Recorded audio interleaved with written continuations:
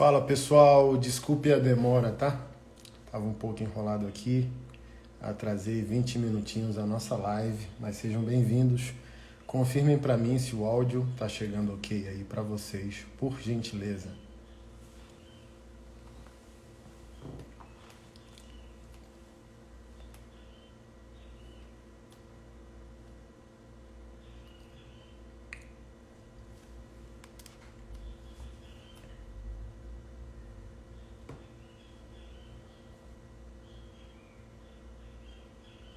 Áudio ok. Amém. Sejam todos bem-vindos.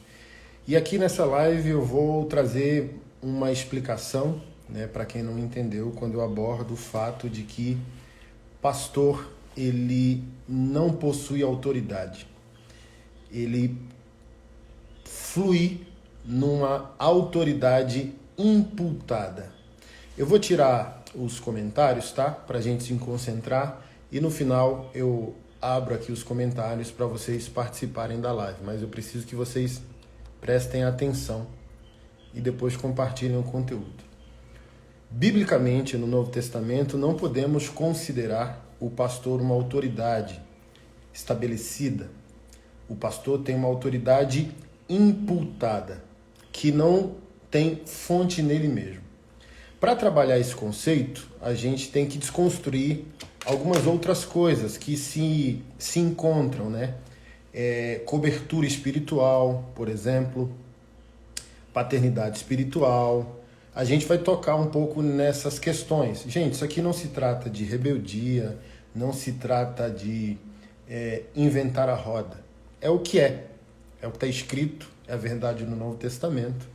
E a gente precisa reconhecer, por mais que a gente possa, na nossa igreja local, ter fluído por anos nesse padrão. Quando a Bíblia traz luz, quando a Bíblia traz clareza, né, a Bíblia traz convencimento. Então a nossa opinião não importa quando a Bíblia é clara, né? A Bíblia é a nossa norma de culto, de fé e de vida.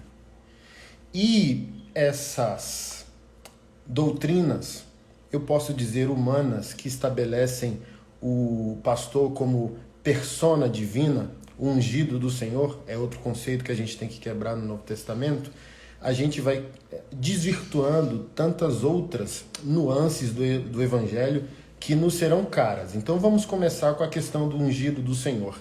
O Novo Testamento não contempla mais a questão do sagrado em um homem, porque o sagrado no Novo Testamento está em um corpo, ok? E esse corpo é o corpo de Cristo. Portanto, a igreja, o povo de Deus, todos nós somos ungidos ao ministério quando nascemos de novo. Obviamente que uns vão ter um nível de responsabilidade maior, outro menor, outros vão ter um nível de consagração maior, outro menor, outros vão ter uma fluidez ou uma autoridade espiritual mais eficaz que o irmão, mas isso não quer dizer que nós somos superiores uns aos outros. Então, o ungido do Novo Testamento é Jesus. E esse mesmo Jesus é o cabeça da igreja. Se Jesus é o cabeça da igreja, o corpo já está coberto. Então, a doutrina humana que os pastores estabelecem de uma cobertura espiritual é uma ideia humana e uma carência humana. A relação do pastor, ela deve ser estabelecida por amizades, presbitérios, colegiados, mentores, pais na fé.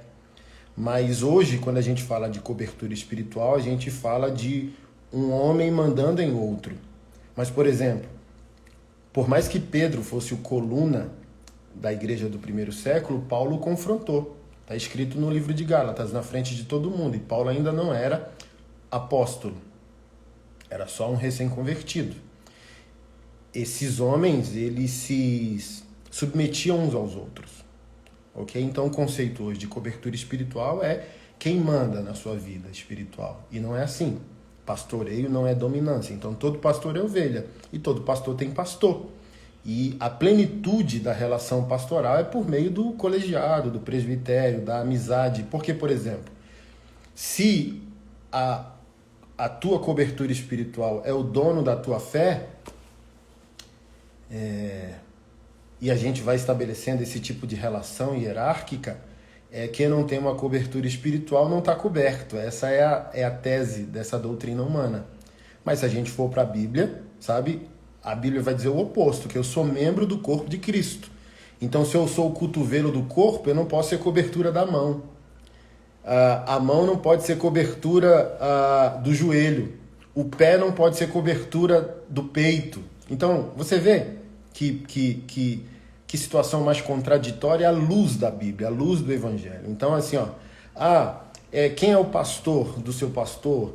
Quem é o bispo responsável pela sua denominação, a sua congregação? Deveria ser para esse caminho mais saudável. Mas hoje, cobertura parece-me que é o pedigree e é quem manda em quem.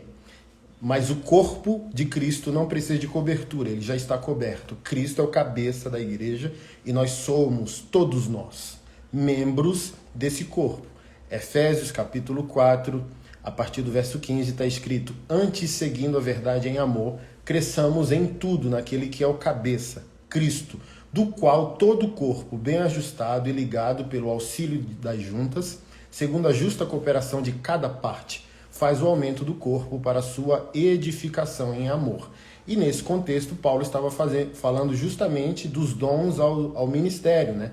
Apóstolos, profetas, evangelistas, pastores e mestres, visando a edificação do corpo de Cristo. Então, o texto é claro, Cristo é a cobertura da igreja e todos nós somos membros desse corpo e trabalhamos mutuamente para a edificação e a glória do Senhor. 1 Coríntios capítulo 12, onde Paulo vai falar sobre os dons espirituais, e diz justamente isso, né? Havia uma divisão, olha, eu sou olho, não preciso da mão, olha, eu sou o pé, não preciso do calcanhar, e por aí vai. E o apóstolo Paulo diz que, assim, 1 Coríntios 12, 12, assim como o corpo é um e tem muitos membros, e todos os membros, sendo muitos, são um só corpo, assim é Cristo também. Pois todos nós fomos batizados em um espírito, formando um corpo, quer judeus, quer gregos, quer servos, quer livres, e todos temos bebido de um espírito.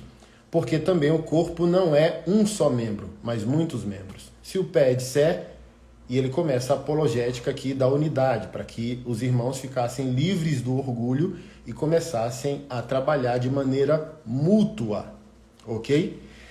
Existem pastores que querem reforçar as doutrinas de cobertura espiritual e paternidade espiritual usando o Antigo Testamento. A pessoa do sacerdote ou do sumo sacerdote, e eles esquecem que o Novo Testamento, no livro de Apocalipse, capítulo 1, verso 6, diz: o Senhor nos fez. Quem? A igreja, os redimidos, aqueles que nasceram de novo. O Senhor nos fez reis e sacerdotes para Deus e seu Pai. A Ele a glória para todos sempre. Amém. Ou seja, dos fundamentos dos reformadores é a universalidade do sacerdócio e do ministério. O sacerdócio dos santos é um fundamento claro da reforma protestante. Então, todos nós hoje temos livre acesso individualmente sem mediador. Então, se eu digo que eu preciso de um pai espiritual para mandar na minha vida ou cobrir a minha vida, eu digo que a minha vida não tem dono, que eu não nasci de novo.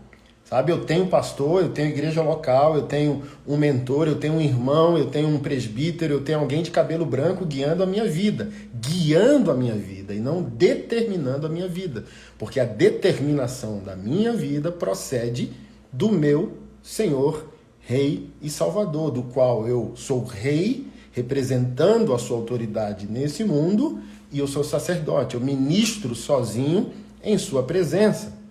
Então não é a igreja do eu sozinho.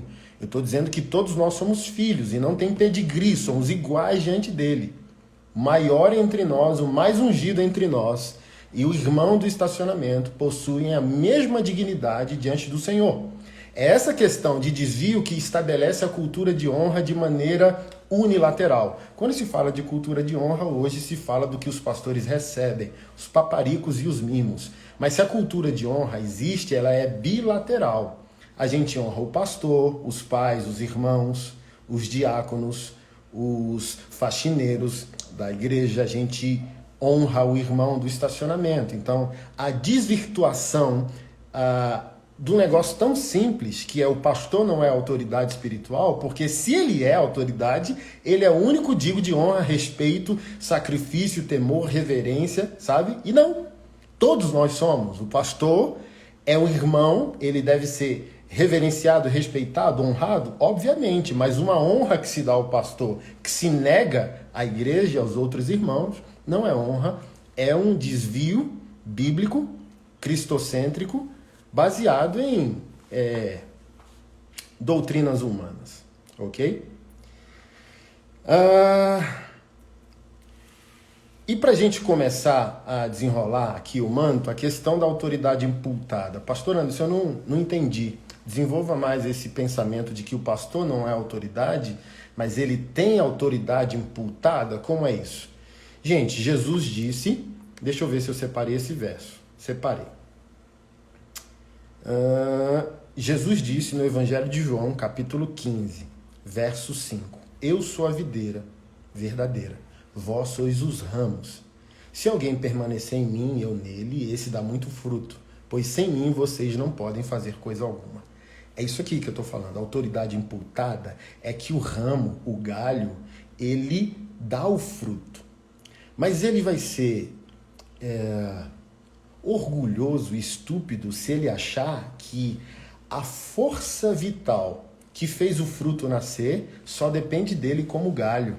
Não, mas depende da árvore em suas raízes, em seus nutrientes da base. Então Jesus está dizendo, eu sou a árvore. Jesus está dizendo, eu sou a fonte, eu sou a videira verdadeira. E sem mim vocês não podem fazer nada. Não seria por isso que tem aquele texto escandaloso de Mateus capítulo 7, onde muitos... Mateus capítulo 7, verso 22.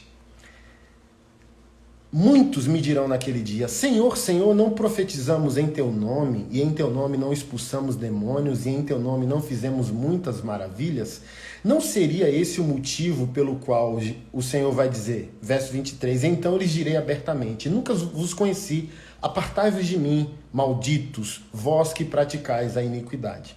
Então olha que interessante, esses homens em Mateus 7 diz que fluíram, produziram, fizeram, ok? Eles não estavam mentindo, eles tinham números, resultados, estatísticas. Porém, o Senhor os condenou, dizendo que não os conhecia. Como isso pode acontecer, pastor Anderson? Alguém ser usado e não ser aprovado. É justamente isso, lindão. A unção não é aprovação, o resultado ainda não é fruto. Eu sempre ensino para vocês, qual a diferença entre fruto e resultado?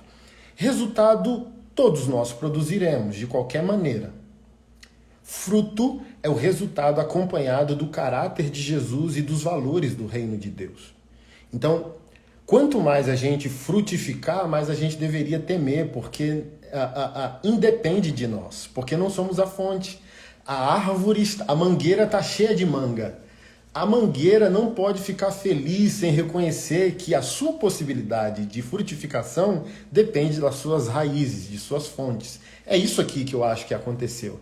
As pessoas começaram a entrar no automático e até viver com unção e pecado junto, e o resultado não parou de ser produzido. Isso é muito temeroso.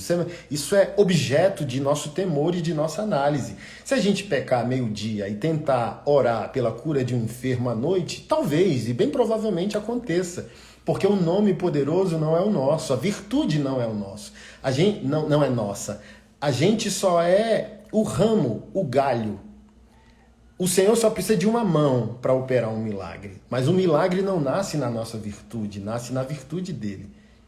Lucas 10:19, eu vos dei autoridade sobre todo o poder do inimigo e nada absolutamente vos causará dano. Ou seja, a autoridade que está conosco não é nossa e não possui fonte em nós.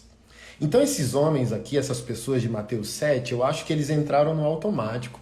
Ah, então sou eu. Ah, então eu sou poderoso. Olha, então eu estou em pecado como ministro do Evangelho e ainda estou sendo usado em cura, a igreja está lotada e não se esvaziou. E eles continuaram achando que eles possuíam dignidade, virtude em si mesmos. E pararam de glorificar a Deus e pararam de reconhecer as raízes, as fontes das águas, que é o Senhor.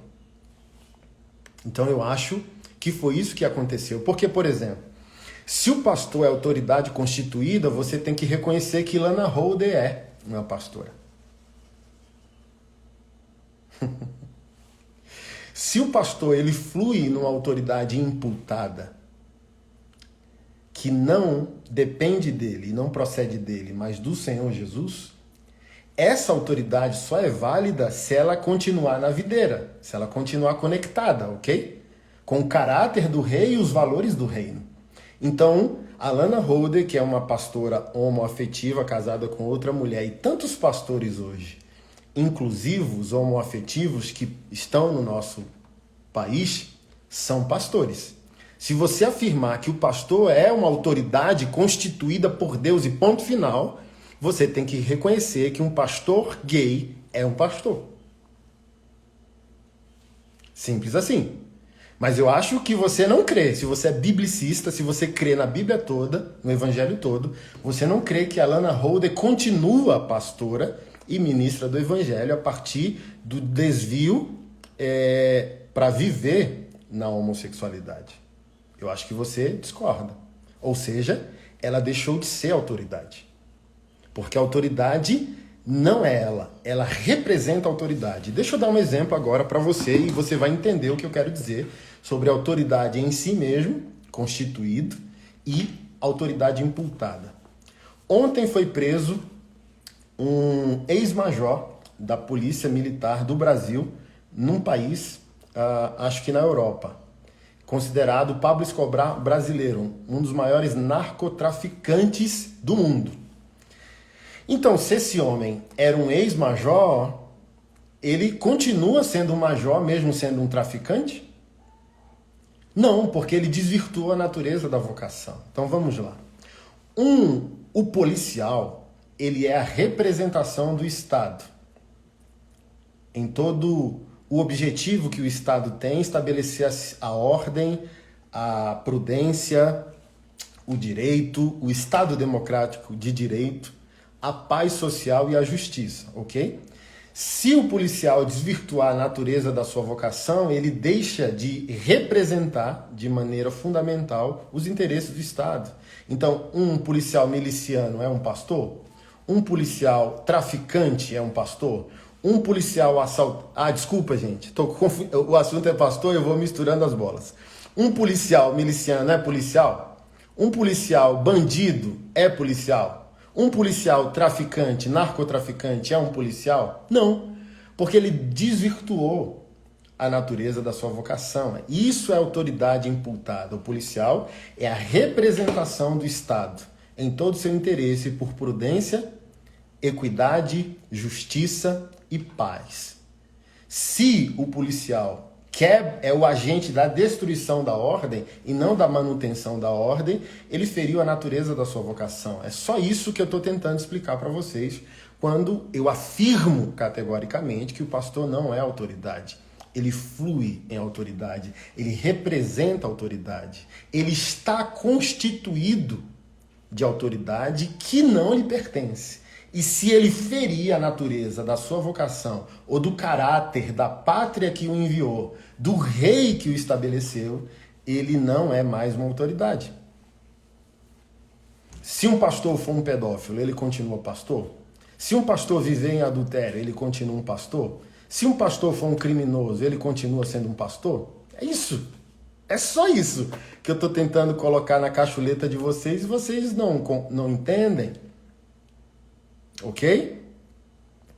Porque olha só, Romanos 11, 29 vai dizer que os dons e os chamados de Deus são irrevogáveis. É um termo jurídico e na minha versão aqui está sem arrependimento. O dom foi dádiva. Deus me concedeu aquilo que não é meu. Então eu sou um pastor auxiliar do pastor verdadeiro que é Jesus.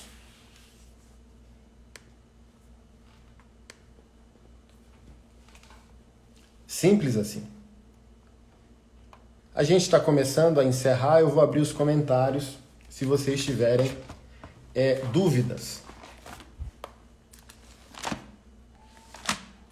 E eu quero encerrar indo para o texto de Romanos 13. E eu quero trazer exemplos históricos. Por exemplo, no vídeo central, que eu falei que o pastor não era autoridade espiritual, eu já desconstruí a questão de Romanos capítulo 13. Romanos capítulo 13, os pastores neopentecostais e pentecostais usam para si. Toda autoridade é constituída por Deus. Não. O texto de Romanos 13, ele é direcionado ao Estado. Está escrito lá, os magistrados não são para terror dos que praticam o bem, mas daqueles que praticam o mal, ok? Mas olha só que coisa maravilhosa. Eu vou dar aqui para vocês 2 exemplos históricos que o cristão, ele só honra o que Deus honra, ok? O cristão ama o que Deus ama e abomina o que Deus abomina. Então, assim como um policial que desvirtuar a sua vocação deixa de ser policial, um pastor que viola a natureza da sua vocação deixa de ser um pastor. E uma autoridade que viola a natureza de Romanos 13 deixa de ser uma autoridade. Então, até a nossa obediência civil, ela tem um limite. Por exemplo, as autoridades romanas não mandaram os apóstolos pararem de pregar o evangelho? O que eles disseram? O que Lucas escreveu no livro de Atos dos Apóstolos? Mais vale obedecer a Deus do que homens. Eu não vou obedecer o Estado, eu não vou obedecer Roma, eu não vou obedecer o imperador. Porque a minha obediência a ele fere minha obediência a Deus. É igual a questão do casamento. Quando eu forço que não é qualquer bagunça que é considerado um casamento evangélico, vocês ficam tudo de vitimismo. Eu abordo com vocês a radicalidade de que existem divórcios honestos para casamentos desonestos, né? Um grande homem de Deus diz que a mulher só deve submissão ao homem na medida que esse homem é para essa mulher o que Efésios capítulo 5 ordenou. Então, a filha de Deus não deve se submeter a um demônio, que se diz evangélico. Uma coisa é ela ter uma tolerância evangelística, espiritual, para um marido ímpio. Ok? Mas se o marido é cristão, se o marido é evangélico e é violento, agressivo, estúpido, adúltero, por favor. A filha de Deus não foi criada para ser experimento do arrependimento masculino. Mas a gente está assim, ó, metendo os pés pelas mãos. Uma coisa, um desvio vai levando a tantos outros desvios. Ok? Vamos ler Romanos 13. Romanos 13, a partir do verso 1.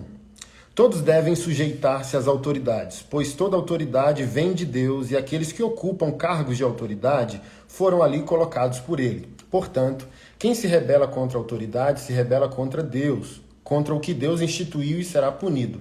Pois as autoridades não causam temor naqueles que fazem o que é certo, mas sim nos que fazem o que é errado. Você deseja viver livre do medo das autoridades? Faça o que é certo e elas o honrarão. As autoridades estão a serviço de Deus para o seu bem. Mas se você estiver fazendo algo errado, é evidente que deve temer, pois elas têm o poder de puni-lo, pois estão a serviço de Deus para castigar os que praticam o mal. Portanto, sujeitem-se a elas, não apenas para evitar a punição, mas também para manter a consciência limpa. É por esse motivo também que vocês pagam impostos, pois as autoridades estão a serviço de Deus no trabalho que realizam. Deem a cada um o que lhe é devido, paguem os impostos e tributos àqueles que o recolhem e honrem e respeitem as autoridades. Vamos lá, gente. Por isso que já é uma gravidade o pastor tirar, né, desrespeitar o exercício hermenêutico correto. O texto se dirige especificamente aos magistrados, às autoridades civis, ao Estado, por assim dizer, nas suas instituições políticas, policiais, militares, judiciais e por aí vai, ok? Por isso está falando sobre imposto aqui. Mas olha só, Quando a Bíblia diz que a autoridade foi constituída, Deus não está dizendo que o indivíduo foi constituído. A ordem social. Deixa eu explicar aqui um exercício de graça comum. Não é porque o mundo não vai se converter na sua totalidade que Deus deseja um inferno total para os ímpios aqui na Terra. O Estado, segundo a visão dos reformadores e alguns pais da igreja, alguns filósofos da história do cristianismo, por exemplo, Santo Agostinho, Agostinho de Hipona, escreveu sobre a cidade de Deus e a cidade dos homens, e Lutero, tanto Calvino, viam o Estado como essa providência divina pela manutenção mínima da ordem. Aqueles que não se convertem precisam ser contidos pelo reino da espada, que é assim que alguns reformadores chamavam o Estado, o reino da espada. A igreja recupera, o Estado executa, por isso que não é contraditório. No pensamento, por exemplo, de alguns reformadores, a pena de morte, a legítima defesa, o uso da arma de fogo, porque não é um ato de violência parar o homem violento. Então, aquele que vai ser punido com a morte colocou a segurança da coletividade em risco. Então, o que Deus quer? Que todos se convertam. Mas as pessoas não querem se converter e querem manter-se em rebelião a Deus. O que Deus providencia para essas pessoas? O Estado. O reino da espada. Do toma lá da cá, da punição. Você cometeu um crime e você vai ser preso. Então, quem recupera os criminosos? A igreja. O Estado não tem obrigação, né, no raciocínio de alguns reformadores, de recuperar ninguém. O Estado está aqui para manter a ordem. E, se for necessária a execução do ímpio, assim será. Ok? Então, quando Paulo diz que a gente deve submeter a autoridade porque toda autoridade foi constituída por Deus, não é a mesma coisa que afirmar que Deus escolheu o Lula, o Hitler, o Bolsonaro e por aí vai. Deus está com o encargo. Por isso que isso aqui é sério, ok? Por isso que eu falei de políticos, eu falei de pastores, eu falei de policiais. Deus não está com a pessoa, Deus está com a função. Entenda isso, por favor. Porque se Deus estiver com a pessoa, estabeleceu a pessoa como autoridade, volta a Lana Holder. Ela continua sendo autoridade mesmo vivendo na homossexualidade. Então Deus não está com Lana Holder. Deus está com o ofício pastoral. Deus não está com o policial na sua individualidade. Deus está com o policial no exercício do seu ofício. O policial é o Francisco. Deus não está com o Francisco. Deus está com o policial Francisco. Pastor Felipe colocou bem. Deus estabeleceu a cadeira. Deus está com a cadeira. Deus está com a função que trará ordem. Mas, por exemplo, se o policial não é policial, Deus não está com ele. Se o pastor não é pastor, Deus não está com ele. Ok? Assim como aquele que não é pai, não é pai. Aquele que não é mãe, é só o progenitor. Aquele que trouxe vida ao mundo, ok? E olha só, que interessante.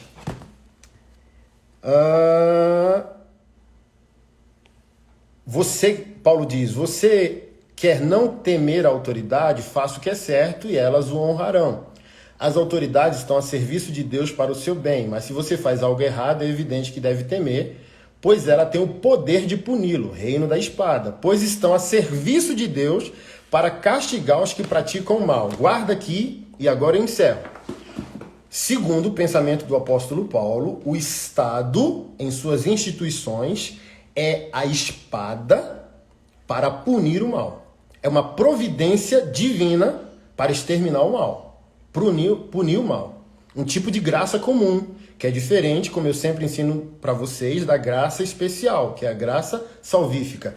A autoridade existe para punir o mal. O texto é claro. Agora, antes de eu dar os dois exemplos históricos, se a autoridade for o mal, e agora, cristão? Me ajuda aí.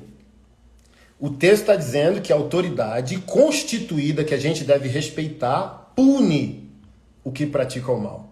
Mas se essa autoridade for o mal, como fica? Se o policial for corrupto, traficante, violento, agressor daqueles que deveriam proteger. Se o pastor não for pastor, for pedófilo, for adúltero, for um larápio, um ladrão. Se o pai não for pai, for um violentador dos seus filhos. Se o marido não for marido e destrói a dignidade, a saúde, agride fisicamente, emocionalmente a esposa. O STF. É só você dar um Google aí, sabe? Quantos narcotraficantes não foram libertados pelo STF nos últimos anos aqui no nosso país? Se a autoridade que deve punir o mal for o mal, qual deve ser o procedimento cristão?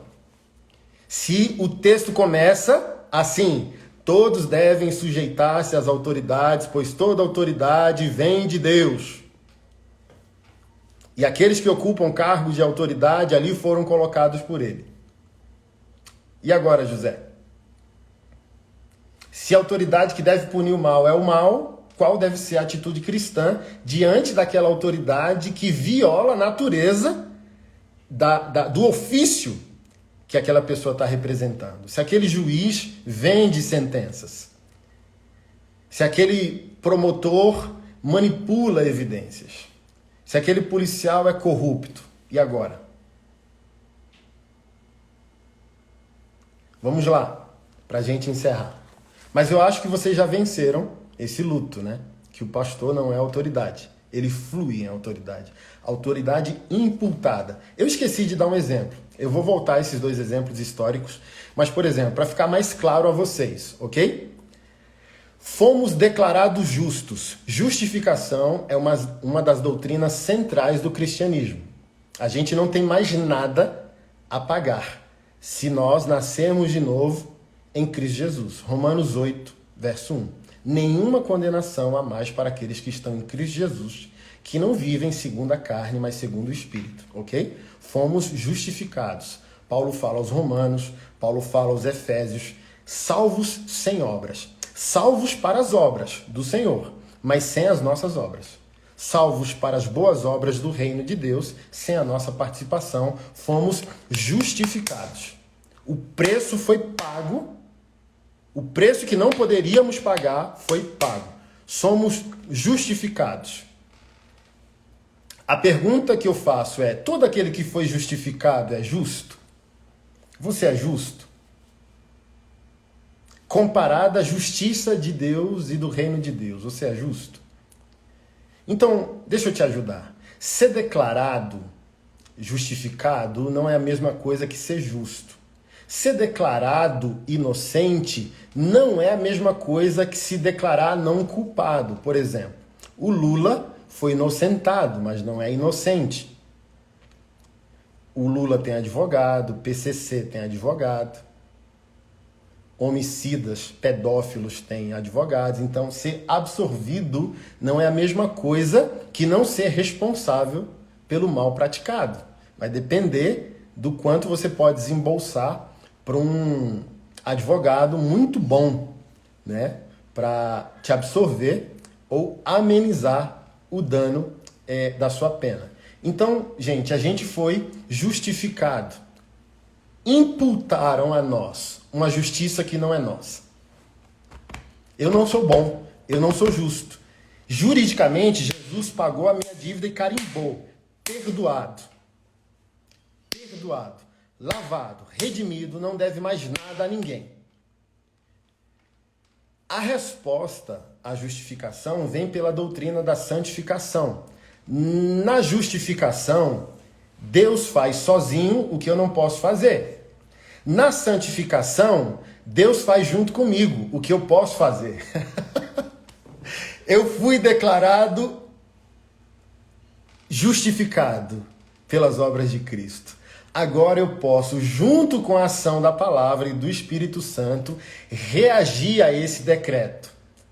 Responder à justificação pela santificação. Então, onde vocês confundem que o pastor é autoridade? O pastor está respondendo ao dom que foi dado a ele. Ele foi justificado e, através da santificação, ele se torna um homem melhor.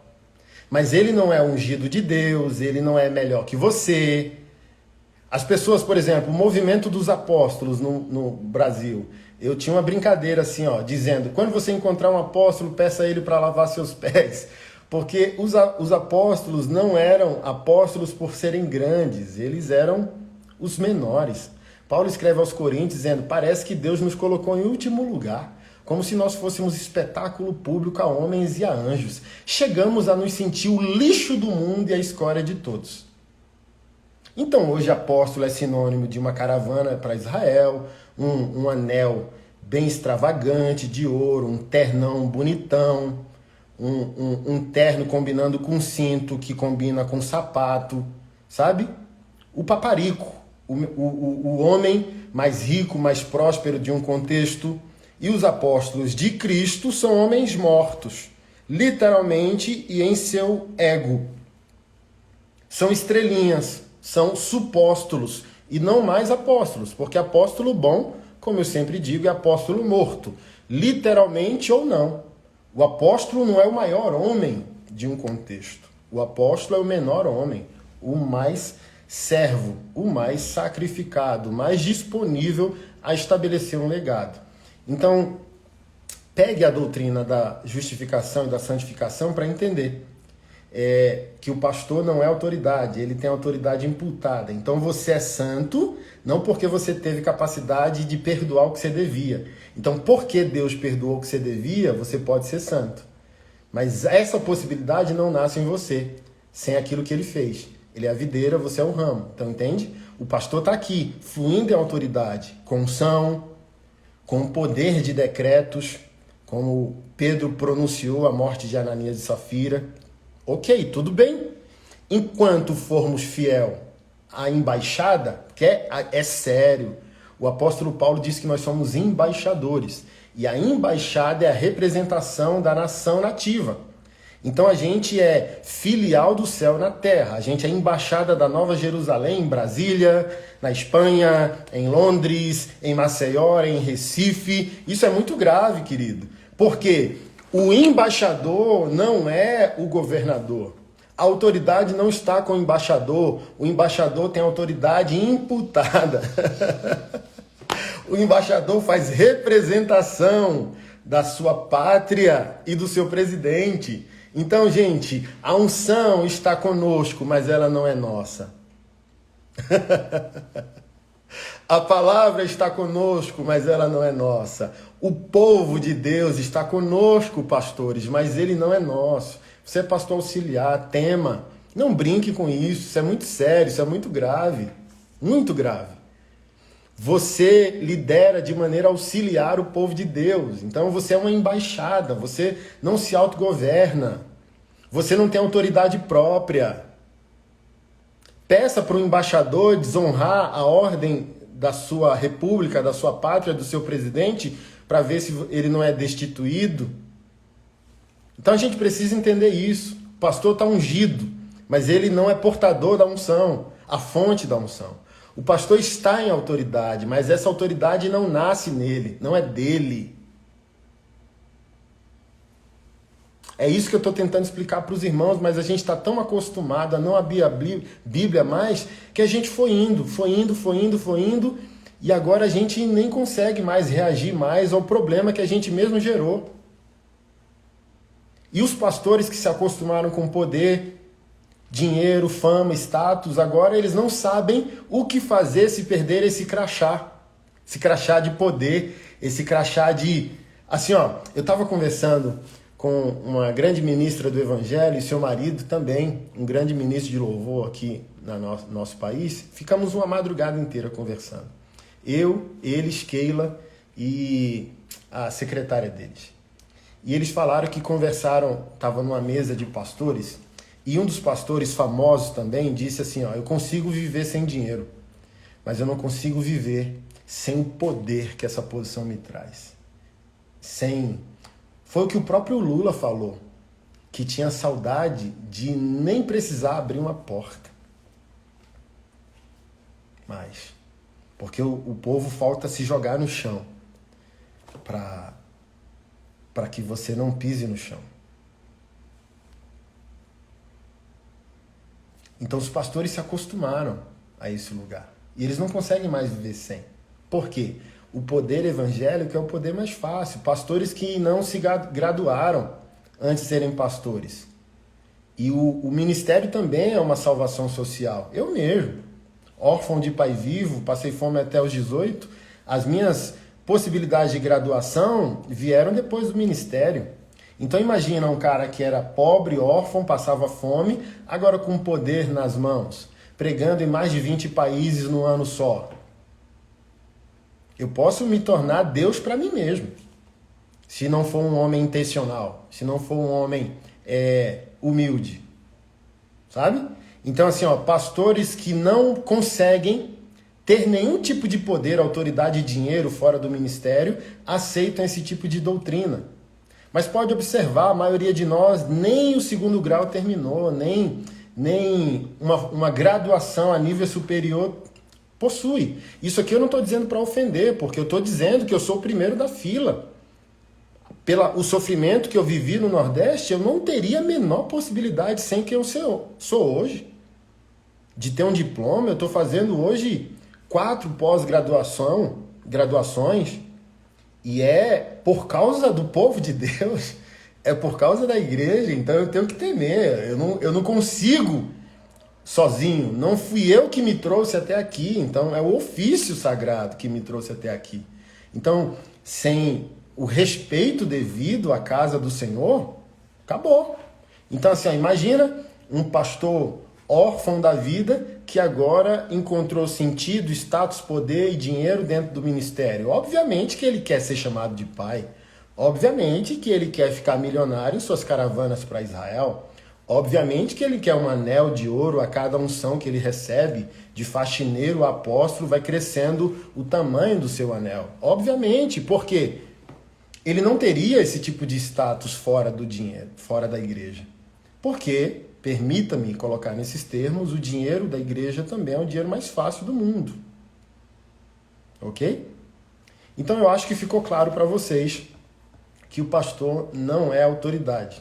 Em nenhum texto bíblico. É só você buscar um aplicativo Strong, Olive Tree, e baixar a Bíblia Strong para você acompanhar as palavras no original grego no Novo Testamento, original hebraico no Antigo, ou ir numa biblioteca, numa livraria evangélica, comprar comentários bíblicos, né? Recomendos de Calvino, ou um dicionário mesmo do grego, né? Do Novo Testamento, para você acompanhar, ir lendo e acompanhar as palavras em português que você está lendo no original grego, para você entender que até onde a Bíblia no Novo Testamento vai apontar em alguns versos a possibilidade que o pastor é autoridade sozinho, sem a videira, no original não é assim. A palavra grega usada pode ser muito mais ampla do que a palavra autoridade, que foi traduzida no nosso português. Então, não caia nessa, sabe? Procure uma igreja perto da Bíblia, compre uma Bíblia de estudo, né? Não fique aí refém dos aplicativos e, como eu sempre digo, ame sua Bíblia, compre as canetinhas marca-texto e cresça em fé, porque os falsários estão aí para te enganar. Homens bons também que entraram nessas doutrinas humanas entraram pela falta de referência. Se é assim que está todo mundo fazendo, vou fazer, ok? Então, em nenhum texto bíblico, isoladamente no Novo Testamento, afirma-se-á que é fora da videira. Então, como eu disse, o ramo, o galho, ele tem fruto, mas o fruto não nasce no galho, nasce nas raízes, drenando os nutrientes que geram a possibilidade da árvore florescer e frutificar. Então o pastor é só um galho, mas ele não é a árvore, portanto ele não é autoridade. Ele é membro do corpo, e um membro do corpo sozinho não possui autoridade de um corpo. É isso que eu quis explicar a vocês e deixar claro. Se um pastor é uma mão, ele não pode dizer eu sou autoridade, porque a autoridade está na cabeça, e o pastor não é cabeça, cabeça só tem um. Corpo com 2 cabeças é uma anomalia. Então, ou Cristo é ou Jesus Cristo é o cabeça da igreja, ou os pastores são cabeça da igreja. Já virou uma anomalia, virou um tipo de medusa, sabe? Com múltiplas cabeças. Cabeça só temos um. Todo o restante, inclusive os pastores, são membros do corpo. E nenhum membro possui autoridade isolada. Nenhuma mão tem mais autoridade que outra mão. Nenhuma mão tem mais autoridade que o pé. O corpo é um só. O cabeça é Cristo. Ele é a cobertura da igreja. Ele é o ungido do Senhor. Se Cristo é ungido, não tem mais ungido. Todo o corpo está ungido. Se Jesus é ungido e é o cabeça, todos os membros estão ungidos. O pastor e o faxineiro da igreja e o irmão do estacionamento. Então todos devem ser respeitados. Ok? Todos devem ser amados, respeitados e alvo do nosso carinho. Domingo, leve um presente para o seu pastor. Glória a Deus. No outro domingo, leve um presente para o irmão do estacionamento. E o pastor vai dizer, o que é isso? Eu sou autoridade, eu sou o pai dessa casa. Mas somos todos irmãos. Glória a Deus que o Senhor é o pai na fé dessa casa. Mas essa casa não é feita só de pai. Tem irmãos, sobrinhos, primos e por aí vai. Ok? Então, eu acho que ficou claro. A live vai ficar salva. E eu queria dar os dois exemplos para encerrar Romanos 13, que fala sobre a autoridade civil. Há um limite em nossa obediência também à autoridade civil. Como eu disse a vocês, a autoridade, está escrito no texto, é o agente da ira de Deus, porta a espada para punir o mal. Mas se a autoridade for o mal, qual o comportamento cristão? Então,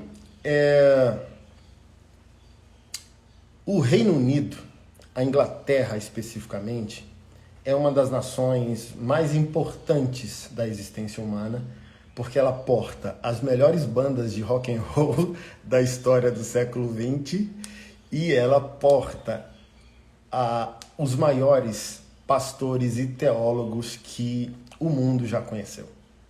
Os grandes avivalistas, os grandes reformadores viveram e frutificaram naquele lugar. Aquele lugar é um espetáculo, sabe? Historicamente, é um solo de alguma maneira sagrado.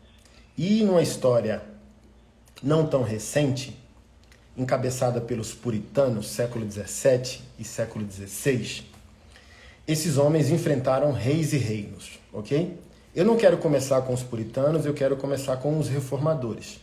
Na pós-reforma, a reforma executada por Lutero, por mais que tenham homens, séculos e décadas atrás dele, como Wycliffe, John Hus, Lutero foi aquele que executou de maneira absoluta a reforma protestante. Posterior à reforma, vieram homens como Calvino, e posteriormente a Calvino vieram homens como John Knox, por exemplo. John Knox, Calvino, podemos considerar não apenas um erudito, mas um doutor teológico. E John Knox era um pastor leigo, ou seja, ele não teve formação acadêmica, porém foi um homem extremamente profundo e corajoso no que viveu. Uma das coisas que John Knox fez foi enfrentar o potencial demoníaco da mulher de sua época. E ele escreveu contra e pregou contra os desvios dessas mulheres em sua época, das rainhas na França, rainhas na Inglaterra, e ele escreveu o Quarto Clarim contra a opressão feminina, algo assim. E ele enfrentou Mary Blood, ou a Maria Sangrenta, uma rainha católica que mandou matar por volta de 280 reformados, teólogos e pastores. John Knox chamava ela de maldita, chamava ela de Jezabel. John Knox enfrentou com mão armada o reino de Mary Blood e de outros déspotas do poder na Europa. Ele foi cercado a mando de Mary Blood num antigo palácio, se não me falha a memória, na França. foi aprisionado e vendido como escravo e viveu como escravo por volta de 3 anos. E John Knox, João Calvino era mais pacífico e era o pai na fé de John Knox. John Knox era discípulo direto de Calvino. John Knox, tipo um profeta do caos da época, e João Calvino, um pastorzinho amável, por incrível que pareça. E Calvino queria fazer de uma maneira mais pacífica e John Knox enfrentou, porque ele entendeu o oposto em Romanos 13. Se a autoridade pune o mal, se a autoridade é o mal, eu devo enfrentá-la. Ok? E posteriormente aos reformadores, o movimento pós-reforma é o movimento dos puritanos, em algumas localidades na Europa, mas de maneira concentrada na Inglaterra. O rei Carlos I, ele foi decapitado também por participação democrática dos puritanos. E os puritanos pregaram, estabeleceram e convenceram o parlamento de que o rei era um déspota. Por quê? Depois da execução de Carlos I, veio abaixo a questão da monarquia, como era estabelecida ali na Inglaterra, onde o rei era persona divina. Sabe hoje quando a gente diz que o pastor é ungido do Senhor? Em alguns países na Europa, na antiguidade, o rei, se o país era cristão, o rei é a fala divina, autoritativa e total, tipo o Papa hoje. Ele é infalível em questões de fé, em questões de moral. Então, se o Papa fala, ele fala inspirado como persona divina. Deus está falando por meio do Papa. Antigamente se cria que Deus está falando através do rei. Então o rei é absoluto e infalível. E os puritanos, biblicistas, eu estou fazendo uma pós-graduação de cristianismo e política. O meu professor sugeriu que os puritanos eram bíblica e teologicamente ortodoxos e politicamente revolucionários. Olha que mistura linda. Por isso que o meu projeto político se chama conservadorismo social. É possível juntar um pouco de anarquismo e tradição. Os puritanos eram ortodoxos na doutrina, na teologia e no biblicismo. Está escrito? Amém. Não está escrito? Não importa a sua opinião. Porém, no ambiente público, eles eram revolucionários, valentes para enfrentar qualquer um. E eles enfrentaram Carlos I.